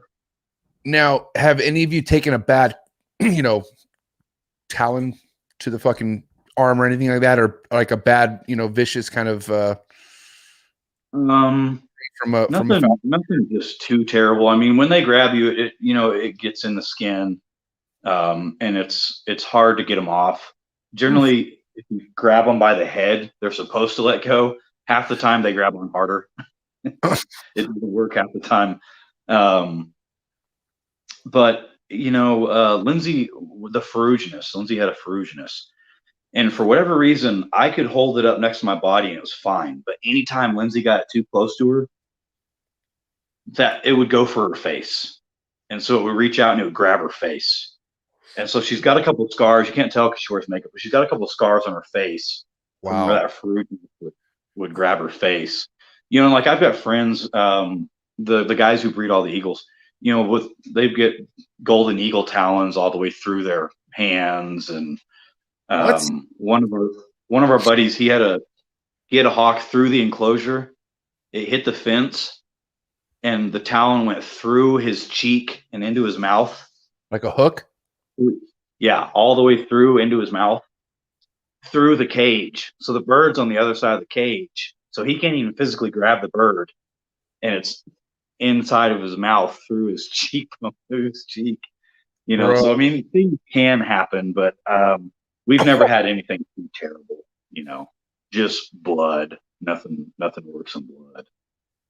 Now, you wouldn't recommend something like that being a pet, right? No. It's as cool as it is. It's so much work. You don't have to weigh your dog every day, but you have to weigh your bird. You have to keep it in a healthy weight.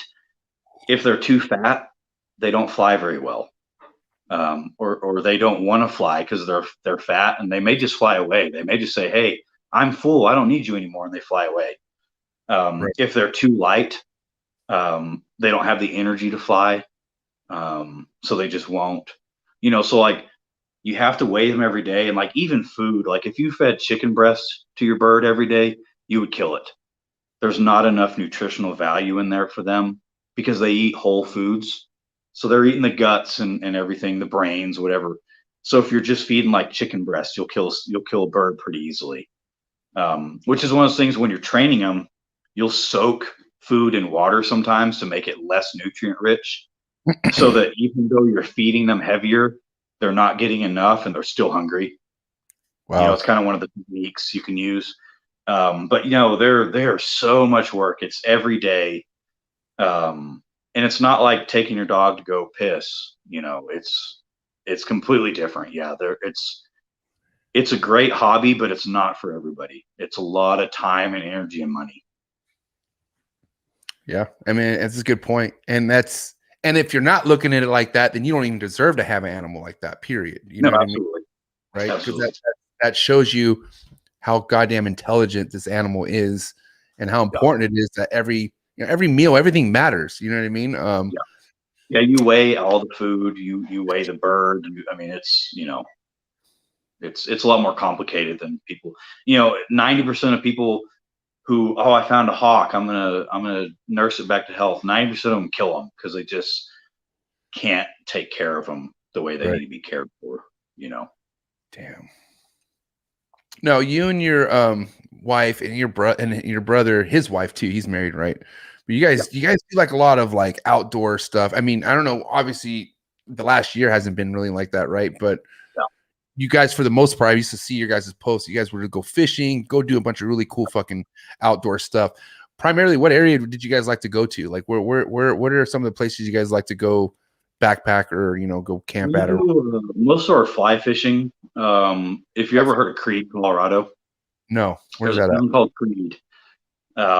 If you ever get a chance to go, beautiful. I mean, just gorgeous in the Rockies. So my great grandfather, when the war was over, the Dalhart had an air base, and they said, "Hey, if you'll take apart the bunkers, you can take the lumber." Well, he was a carpenter on the XIT ranch, so he got a dump truck and drove all the way to Creed, Colorado, where he had elk hunted, and he built a cabin on the mountain.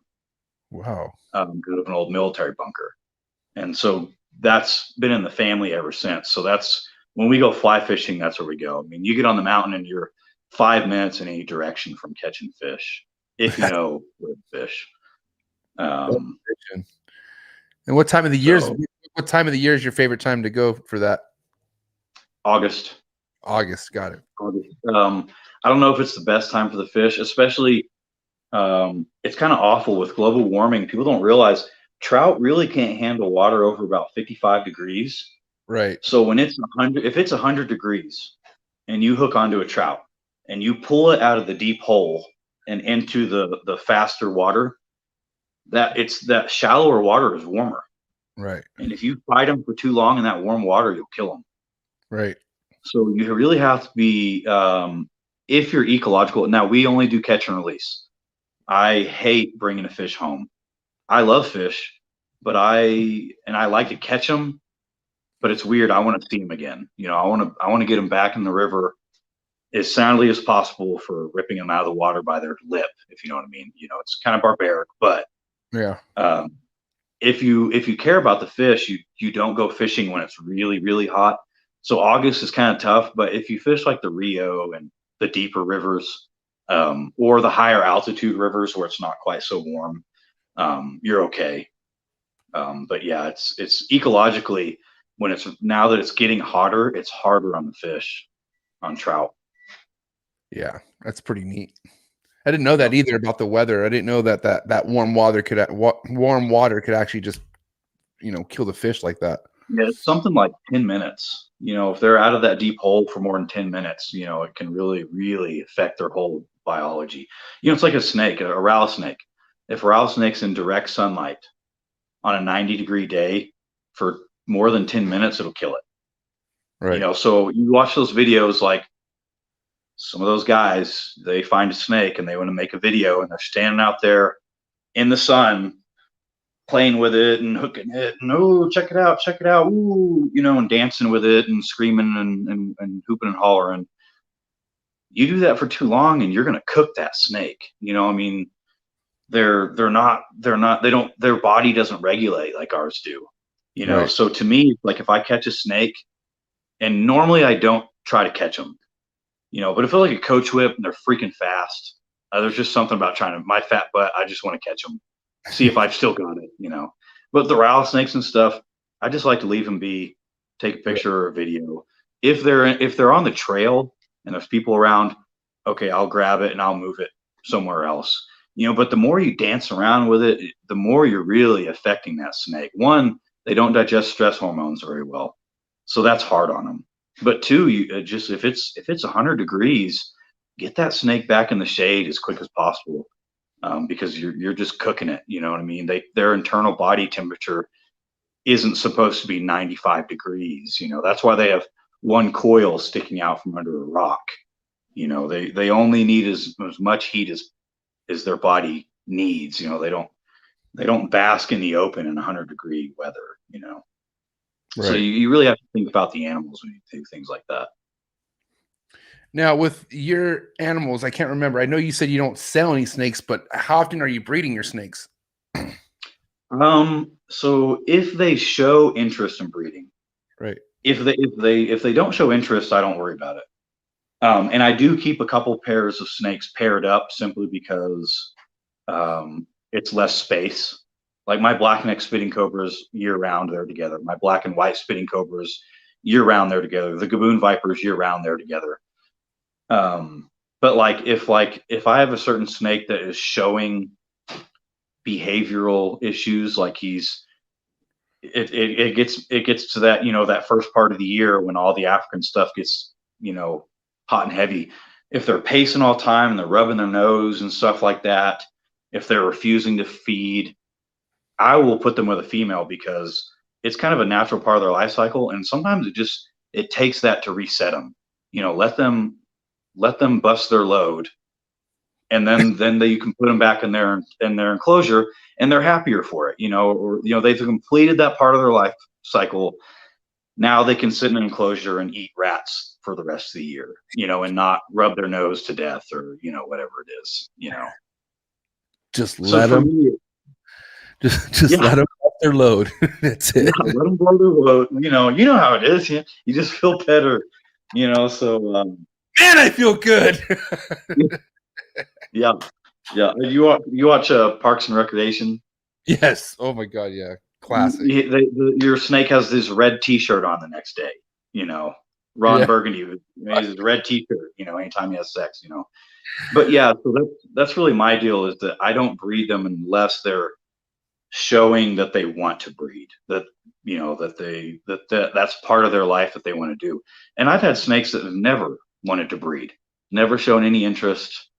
And I think that it's just you have those individuals.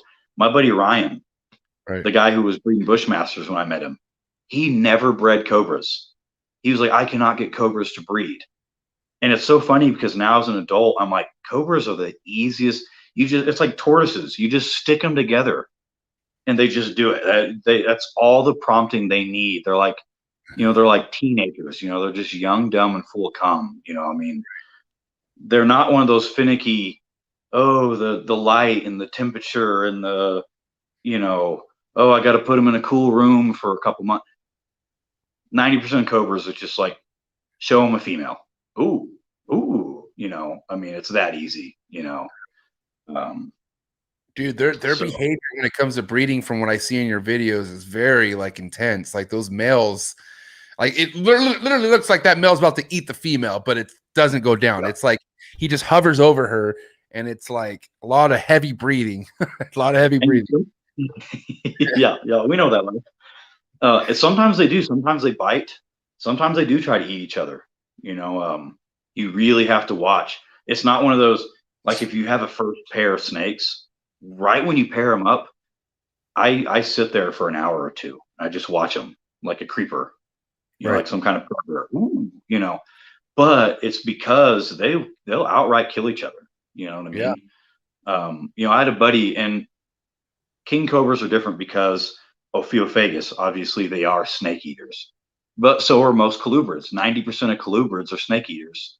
People just don't know that. Hognoses. Everybody thinks a hognose is a frog eater. You look at studies on ecology, hognoses are snake eaters. Do they love frogs? Yeah. But the bulk of their diet when they're young is snakes. Anyway, I had a buddy, his male ate 4 female king cobras, and you're talking $1,500 a pop. Stick it in there and he freaking kills it and eats it, So you really have to when they're venomous, you got to really watch and make sure that they're getting along. What I do is I stick a shed in first. If they're showing interest, and they'll shed during breeding season. I'm sure the balls are the same way. I've never bred balls, but when they're getting ready to breed and they're in the mood, they start shedding more often because they're trying to leave those pheromones around. And so what I'll do is I'll take the sheds and introduce the sheds into the enclosures. And you'll see them, they'll perk up just to smell that shed skin, and if that goes well, then I'll introduce the animal, Right. Everyone's all excited about you had everyone all talking about fishing right now. They're all excited about wanting to go out and fish and shit like that. You got the vibe going. It's almost that time of year, man. May is kind of that time of year where it's time to get out and start doing things, Unless you Yeah. live overseas, like when we went to the Komodo Islands, it was like October, and it was like the hot, dry season on Komodo. Flores was the rainy season. Komodo was the dry season. But here in the States, yeah, once it's May, it's time to go. Yeah, over here, we have the ocean. So, I haven't gone on quite a while, but I used to go on like half day trips, like charter trips out in the deep sea and shit, like deep sea fishing. And fuck, I love eating fish. Like eating fish is one of my favorite things to eat. But we're talking like tuna and stuff like that. You know what I mean? Halibut and Dorado. But fishing season doesn't get cracking over here until like end of summer, like when it's hot, but it's starting to cool down, like right in between that cool hot section. But is it because the Atlantic is cool? I guess it's say not what? the Pacific. Is it because the Atlantic is cooler water? Where it's Pacific, so I don't know. I just I know it's when the waters are warmer and it's like kind of at the peak of when summer's ending. So like I always remembered we would go around September is when we would go on charter trips and shit like that, and we would go to the kelps, like where all the seaweed, like all the the kelps are at and shit like that. And goddamn, I've never seen it's been a while, like I said, but man, we would have literally fish chasing our lures. Like we'd be reeling in our lures, and you have like yellowfin just chasing it, and we're hooking them left and right, bro. And man, that's a workout, man. I'll tell you that right there. Just reeling in fish like that, oof, it's hard to keep up. But it's rewarding. See, I'm so used to trout fishing, and they're all Smooth, this big, Yeah. Especially the higher altitude you go, they're all little bitty, Right. I tell you, that's the thing, and not that you're going to go out and start fly fishing, but the higher altitudes you go, the less nutrient dense the water is. So the more they rely on food on the surface. So generally, the higher you hike, the better the fishing, because those fish have to feed on things on the top because it's less nutrient rich in the water. That's actually pretty awesome. I mean, that's a good point. So the higher you go up, the more chances you're going to get of getting bites, basically, is what you're saying. Yeah, like, we go to Pole Creek, and it's on the Continental Divide. It's 10, 11,000 feet. You can catch 50 fish in a day. I mean, every cast you have a fish on them, just about, on a good day. But it's because they have to eat that food that comes to the surface, They're not eating all the nymphs and everything in the water. There's just not as much. Right. I have a wrap-up question for you, Seth. Before we get into hot seat questions, okay? Because I do have to serve you with some hot seat questions. My wrap-up question for you is because being how influential you are when it comes to not only keeping Venomous, but just overall animal keeping, man, and whatnot. But you got to understand, you do influence a lot of people, like myself, right? Like we all said, I was just a ball python keeper, and I ended up getting my first Venomous, and guess what? I was handling my Venomous and showing you pics. I was very proud of that, right? But I also crossed in my mind that I don't feel like I was going to be as responsible. I literally told myself, I think you're going to end up getting bit. And when I told myself that, I got rid of it, right? But other people might not. That's great. That's smart. Yeah. But I don't feel like there's other people that were that will cross their mind. You know what I mean? But for people out there who are out there watching and following you, and they're thinking, well, I can't wait to get my Venomous and be like Seth. What is your advice to somebody like that? My big advice with keeping your first, if it's just about how do I start? It's always native. Start with something native, something fairly large, and something fairly defensive, because you don't want something easy. You want something that's going to teach you how to use the tools, something that may withhold from feeding when it gets stressed out, so always something native. And if you get tagged, if you make a mistake, there's antidote nearby. But honestly, my biggest probably advice that people don't realize is, and I kind of touched on earlier, people romanticize the Venomous hobby. They romanticize it. Every other guy, all of a sudden they have this big dick energy because they have a venomous snake, and or they think they do, but it's so selfish, and Lindsay knows, like, if I got tagged, now obviously I don't want to get tagged and die, but if I got bit by one of my snakes and I'm on my deathbed, I'm okay with that. I could look back and say, okay, that's fine. So it's so selfish, and so the suffering isn't on me if I get bit. It's on my family. Then, even if I don't die, I'm sitting in the hospital. My mom's worried sick. You know, Lindsay has to carry on and take care of the house and take care of the animals and go to school and go to work, and I'm at the hospital. So it's such a selfish hobby. It's not like for everybody. You know what I Yeah. mean? Like, it's very selfish. And so that's one thing I try to warn people about. It's not as cool as you think it is. And you have to deal with the fact that every time you open that enclosure, that animal may very well bite and kill you. And you have to be able to live with that. And if you can't, don't keep them. The fact that you found out, like, hey, you had enough self-awareness to say, I'm not about this. I don't want to die like this. That's the best way to be. I think if people can be as self-aware as possible and say, realistically, it's like owning a gun and somebody breaking into your house. And do you call the cops or do you use your gun? Because if you use your gun, you have to live with the fact that you killed somebody. It's the same with your snakes. You have to live with the fact that it could kill you and someone you love. If it escaped, or if your kid broke into the room and opened something, it's like a loaded gun that way. It's very selfish. So that's my biggest thing. If it's just about how to start with native.